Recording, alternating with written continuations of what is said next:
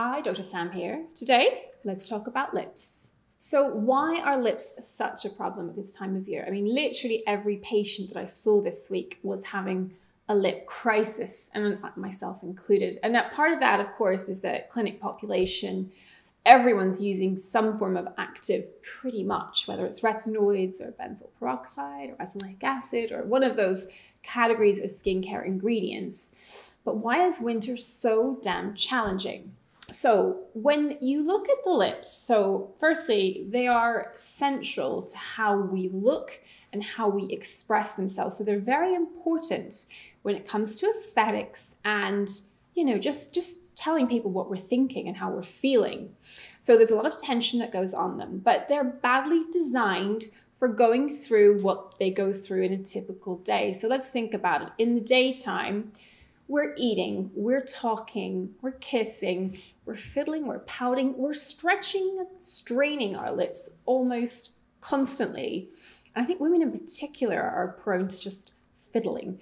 And the lips are ill-designed for these kind of constant tensions that they're under because the skin there is thinner than anywhere else on the body.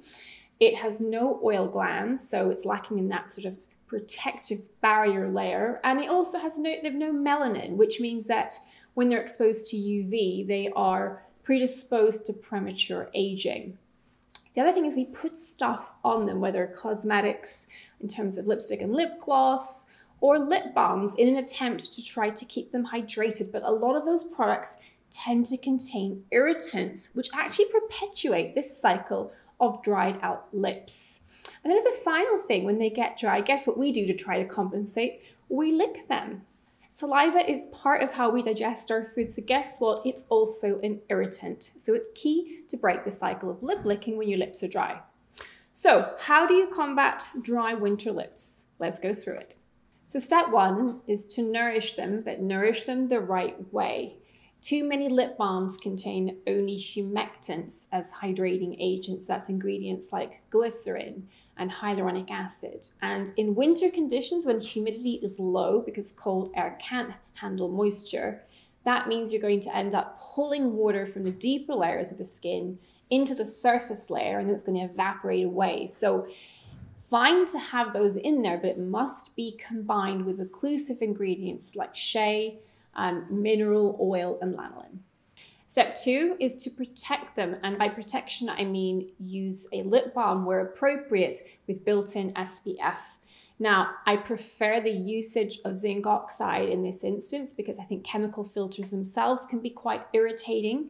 So look for a lip balm with zinc oxide, particularly if you're going to be heading to the slopes this winter.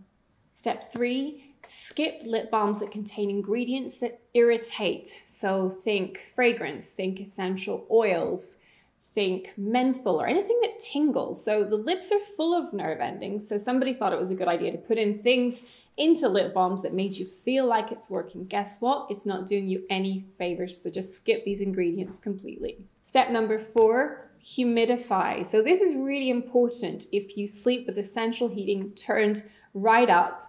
And in particular, if you're suffering from a cold, because you're going to tend to mouth breathe. And I guess what that's going to do to your lips overnight is going to desiccate them.